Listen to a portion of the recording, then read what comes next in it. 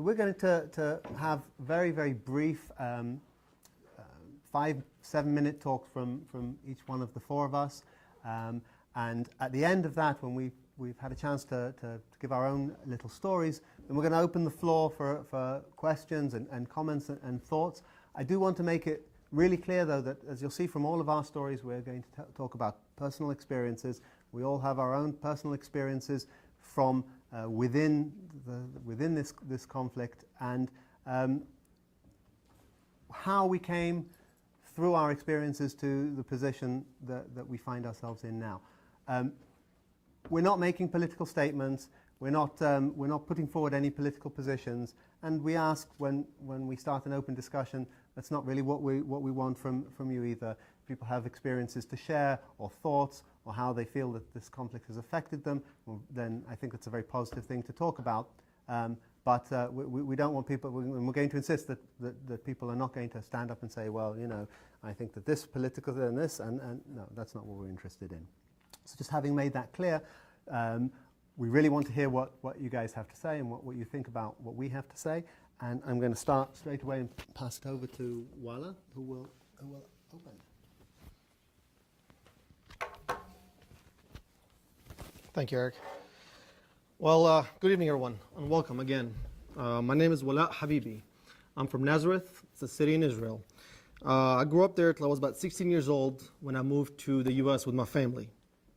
Now, my life in Israel and the way I grew up as a Palestinian was much different than the majority of Palestinian Israelis in that area.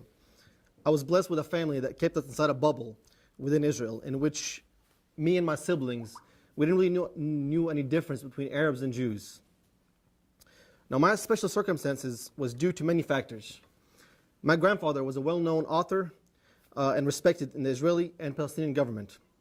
He served in the Knesset for almost 20 years, which is the Israeli government, the parliament, I'm sorry.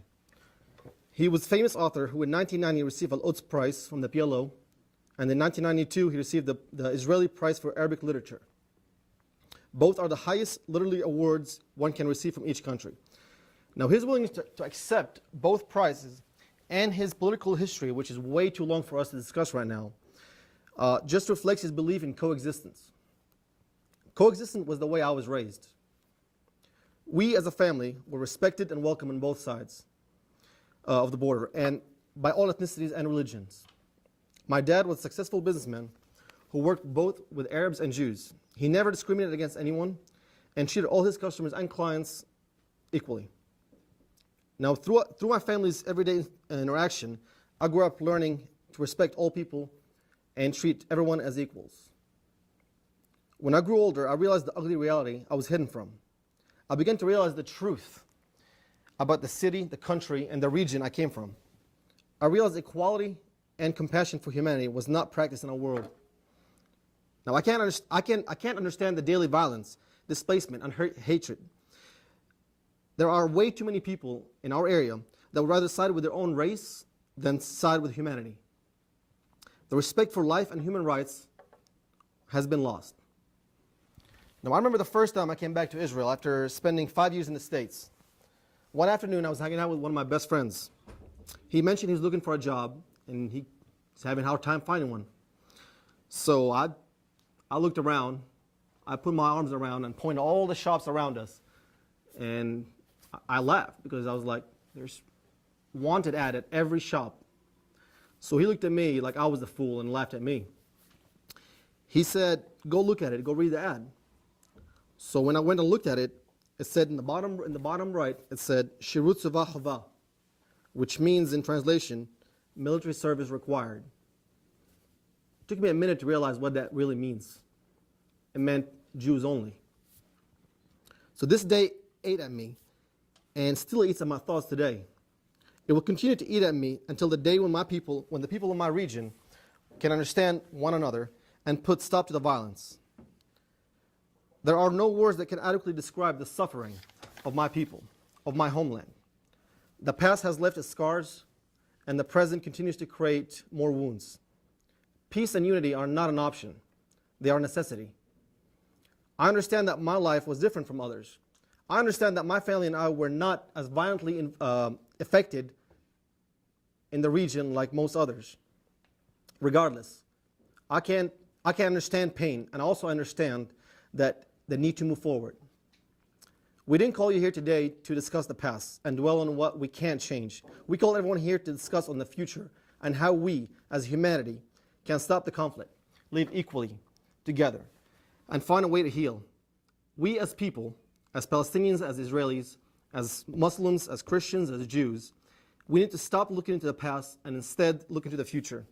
Stop dwelling on the problems and discuss real solutions. We must move on for the sake of our land, our heritage, our children, and our future. Thank you.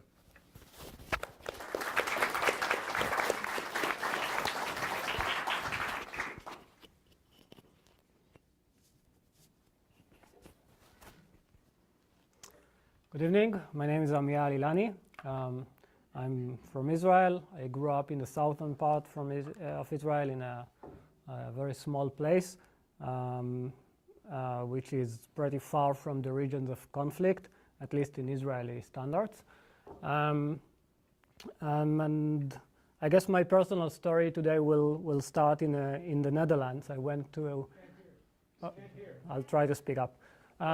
I guess my personal story today starts in the Netherlands. It's not mic. Maybe you can come closer. it's just. There's a recorder for the camera in the back. Okay. There are lots of seats down here. If you guys want to come a little closer.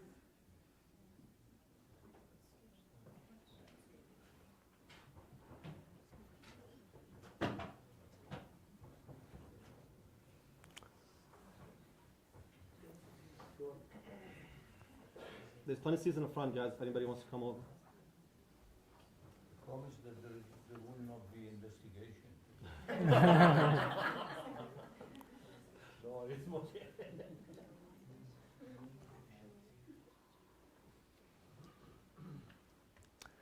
Okay, so I went to the Netherlands. As you all know, it's a very peaceful and quiet country to visit a friend. And then I came back after a week or so. And after a few days, I was summoned to a military service, a reserve service in the Gaza Strip. And that was in 2002, in the middle of the second Intifada, which was a very violent and problematic period for all of us. And I went there and I came to the border of the Gaza Strip and found myself waiting for the truck to pick us up, looking at newspapers and just searching for the ads for flight tickets back to the Netherlands. And when I climbed on the truck and it started going, and I raised my eyes from the newspaper and I looked through the narrow windows of this special truck, and I was very surprised to see the landscape, which was pretty apocalyptic. It was a barren, moon-like land, almost no houses left, almost no trees or any type of vegetation. And that was a result of the intense fighting that occurred in this area in the month before. And we got to a base, and basically my job in the next 2 weeks or so was to stand in a pillbox, which is a very small concrete post controlling the traffic lights of a main junction. And my role was very simple. The junction was, one road was used only by Palestinians going from north to south, and the other road was used only by Israelis going from east to west, basically entering the Gaza Strip when Israelis still lived there. And I was supposed, in order to make the Israeli passage safe, just press a button and set the light to red for the Palestinian transportation in any case that I see an Israeli car coming. And that there are not so many Israeli cars, especially when compared to the amount of Palestinian traffic, but it still caused huge traffic jams for the Palestinian road. And I guess that when you are there, you're not really able to think about what you're doing. and you basically want to just stay alive and get out of there. And then I stayed alive. Then I got back home and I started to think about this situation. And of course, it was mostly not new to me. I lived in Israel for my whole life. I didn't mention that I came here about a year and a half ago as a postdoc at UT. And I realized that I'm not going to cooperate with that anymore. And I joined a growing group of Israeli soldiers and officers. And we signed a letter which is called Courage to Refuse. And we basically stated that we are not going to serve anymore in the occupied territories. So that was my small step towards stopping violence. And I think that each one of us that belong to any of these sides should try to think about what he can do in order to not be part of this violence. And it's sometimes not really easy because we were not educated to see the other side in the same eyes, and as Wala mentioned. But that's the way to go. Thank you.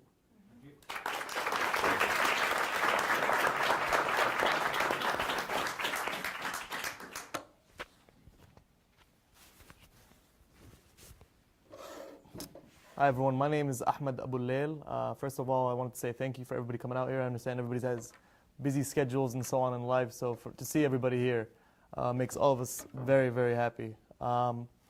First, I wanted to start to tell you just a little bit of background about me. I grew up in the heart of Jerusalem. I was born and raised there. I moved to the U.S. back in '96. We came here originally, me and my family, for job opportunity, education, which is very limited over there for Palestinians. And for those that do have education, it's very difficult to eventually get a job. So this is one of the reasons we came to the U.S. And of course, number one thing is safety. So here, it's interesting because we're here to tell a personal experience where, as it's very difficult when you grow up there, you see a lot of different things that kind of alter your view and your outlook on life. So rather than telling one experience, I want to tell a few experiences that are just very, very short, that kind of got me to thinking of, where I was and where I'm at now. Growing up, you see all the struggle for the Palestinian people. You see the border controls, you see everything from the unnecessary security, whether you're just shopping in the mall, you have to go through security. And of course, the Palestinians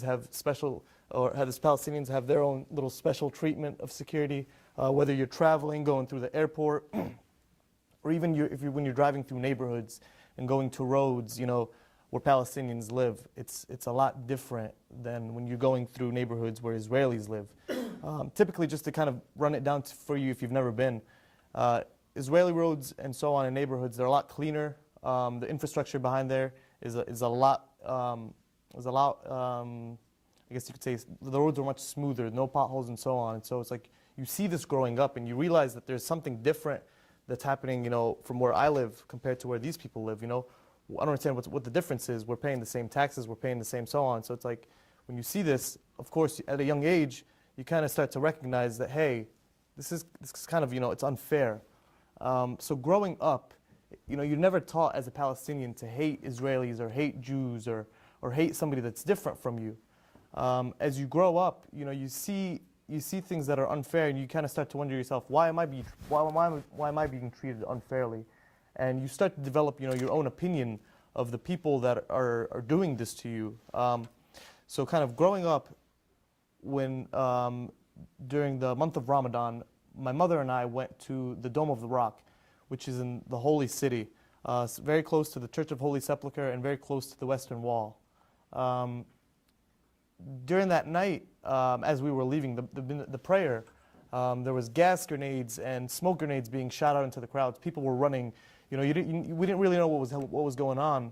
We heard screaming, yelling, and then followed by gunshots. So at a young age, you see this, you worry, you're concerned. Your family, the people around you, your friends. You start to think to yourself, does every child experience this? Does every child face this? And when it comes down to it, and your parents kind of are just gathering their ideas together, they start to say, hey, maybe it's just time to pick up and go. We came here, and after I come to the U.S., I still have those thoughts and the idea of what I feel Palestine is still like. We still go back every few years to visit family and to maintain my citizenship. And it wasn't honestly until I was asked to participate in this event did I really think about what is the solution to all this. What can I do to sit here and solve the solution to this? And it's not so much that something that one person can do to solve the solution to the problems and the conflicts going on between the Palestinians and the Israelis. It's something that needs to be done as a whole. And it wasn't until I decided to speak at this event did I really fully understand that, hey, peace is the only option to this problem between the Palestinians and the Israelis. Because at the end of the day, the Palestinians aren't going anywhere, and the Israelis aren't leaving either. And this generation has to stop thinking like the old generation. We have to accept that the Israelis aren't going anywhere. And the Israelis have to accept that we're not going anywhere. And we have to kind of get rid of our parents got to see it, where they had the land, and then the land was taken away from them. Whereas us, we were born seeing that the land is now already gone. So we have to sit here, come up with a new way of thinking. We have to come up with a new tactic of how we can solve the solution to this ongoing conflict. And it made me realize and understand that the only solution to this conflict is peace. And it's until we all understand that, hey, we need to work together, and we have to work as neighbors, that a solution can come out of this. So that's it.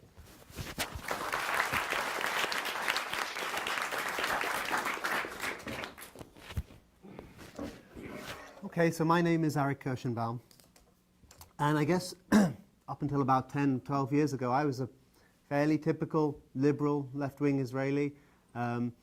Very popular position at that time was, I've got nothing against Palestinians, probably should have their own country, and as long as they don't threaten our security, we don't want to see Palestinians being killed or being harmed. This was really, in those days, less than a bit more than a decade ago, that was a very popular position amongst middle-class Israelis. There's only one big trouble with that, which is that I didn't actually know any Palestinians at all. I lived in a suburb of Tel Aviv. I certainly know Palestinians living there. And the only time that you would ever actually meet a Palestinian would be on a checkpoint at opposite ends of a gun, which is not the way that you get to know people. Now, all of this changed for me dramatically when my family and I moved to the north of the country, to the Galilee, where Jews and Arabs, they don't live together, but at least they live in close proximity. And all of a sudden, you'd be meeting Palestinians, you're going to the shops and buying things and getting to know people better. And when my daughter was ready to go to first grade, we found out about a very special school that existed in the Galilee. Now, for those of you who don't know, the education system in Israel is segregated. The Jews study in Jewish schools and the Arabs study in Arab schools almost entirely. There are a very small number, 4 schools in the country where not only do Jewish and Arab children study together, but they study in a bilingual environment. So they actually make an effort to integrate the children together. Lessons are taught in a combination of Hebrew and Arabic. And so the kids have no choice but to learn each other's language, to learn about each other. The schools make an active effort to build a community amongst the children. So we sent our daughter to this school, and I wish we had the time for me to tell you all of the things about this incredible school. My daughter would go to visit friends of hers, Arab friends of hers in one of the nearby Arab villages, and the places that my Jewish neighbors wouldn't dream of setting foot in. They'd be too scared to go there, let alone send their children there. And her Arab friends would come to play at her house, and the neighbors' kids would come and play as well, and the neighbors' parents would raise an eyebrow at the very least, and sometimes worse than that. But the kids, in the end, would play together. Kids play with kids. I'd love to have time to talk about all of that, but I also don't want to paint a picture of, some great love fest, and we'll all just all go to school together, and then all the problems of the Middle East will be solved. No. And not only were there, just by putting children together, you don't eliminate the problems, you don't eliminate any of the problems. And particularly noticeable amongst the parents. The parents were still Jewish parents, Palestinian parents, with their own political ideas and their own ideas about the situation and how to resolve it.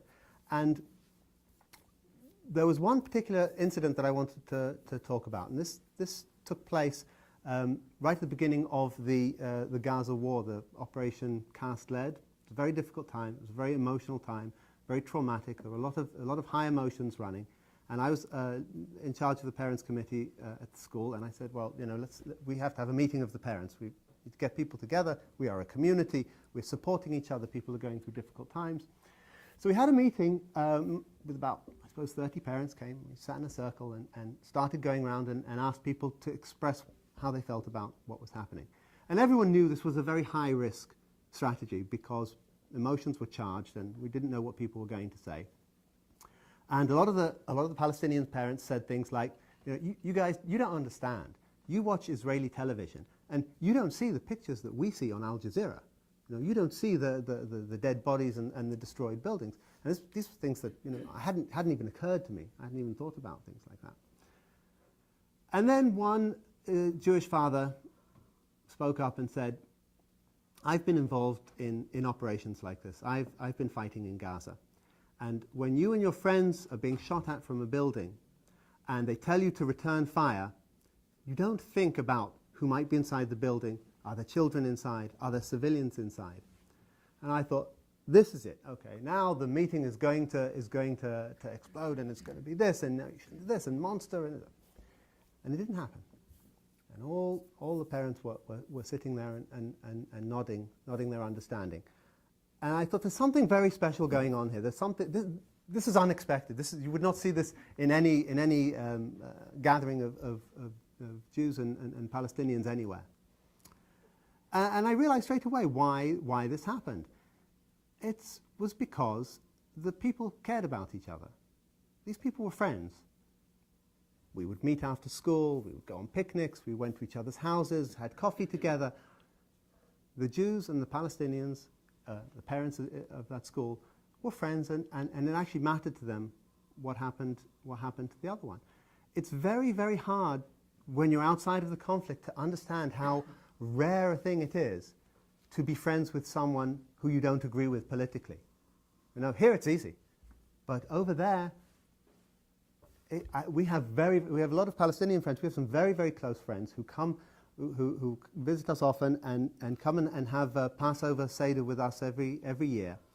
And they are ardent Palestinian nationalists, and that's something I find objectionable. I'm opposed to all forms of nationalism. But they're our friends. It's a very unusual situation. And this led me to realize, I think, the take-home message is what we need to do, where the problem is. The problem in the Middle East, I think, does not come from the extremists. It doesn't come from, it's not the Muslim fundamentalists, it's not the Jewish settlers. There will always be crazy people, there will always be a Netanyahu, there will always be a Nasrallah, and that will always happen. The problem comes from the people who don't care about each other. That's the problem. And if you ask the vast majority of Israelis, the vast majority of Jewish Israelis, they will say the same thing. They will say, I don't want to see Arab children killed, but we have to defend ourselves, and you know, they're firing rockets at us, and we have to fight back, and if some Arab children get killed, well, what can you do? It can't be helped. Everyone. This is the Jewish position. And I know so many Palestinians who will say, I don't believe in terrorism. I'm completely opposed to terrorism. But if a bus of Jewish children gets blown up, then maybe the Jewish parents will understand a little bit better what the Palestinians have been going through for the last 50 years. That's also a very common position. These are the people who are stopping progress. These are the people who are stopping peace. And they're the huge majority. And the good news is they're not evil. You know, they just haven't come around to realize what it means to care about each other, what it means to care about other human beings. There are very few things that are as easy as to feel sympathy for a child that's suffering. It shouldn't be that hard to bring all of those people around. And that's my message. Thank you.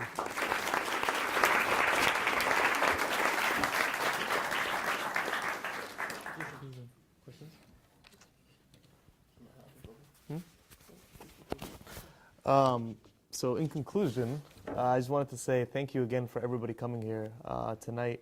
It's a pleasure having everybody here. I want to say a quick little short message to people in this room, and it's, to me, it's kind of like supporting a cause. And you know, the Palestinian-Israeli conflict is one cause you can support, but if you're not supporting a cause on your own, I would highly recommend that everybody choose something to support. With, you know, anything that affects you in any way. This is actually a great cause because number one, you're already here, so you've already participated in something like this. Number two, supporting something like this, you can be part of something that's been going on forever, and to have a word in it, you know, just simply by bringing a friend to the next event, or by just increasing education, or increasing awareness of an event like this, you know, you can kind of give people an idea of what's kind of happening from both sides. I think on behalf of me and Wala as Palestinians, we definitely appreciate having you guys joining us, and we definitely appreciate you guys inviting us to, you know, participate in something like this. There's not too many Israelis in my lifetime that I've met that have had the courage to stand up and say no to the Israeli government, which is a very difficult thing to do because they know the consequences that they'll face.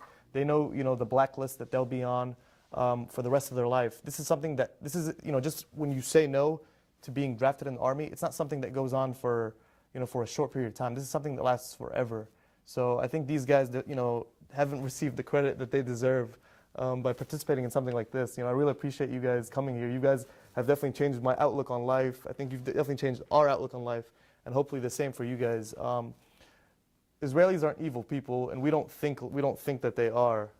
So as Palestinians, you know, I think it's very important that whether we think old school, I think we need to open up our mind and open up our eyes and reshape the way we've thought, you know, in the past, and start thinking ahead to the future.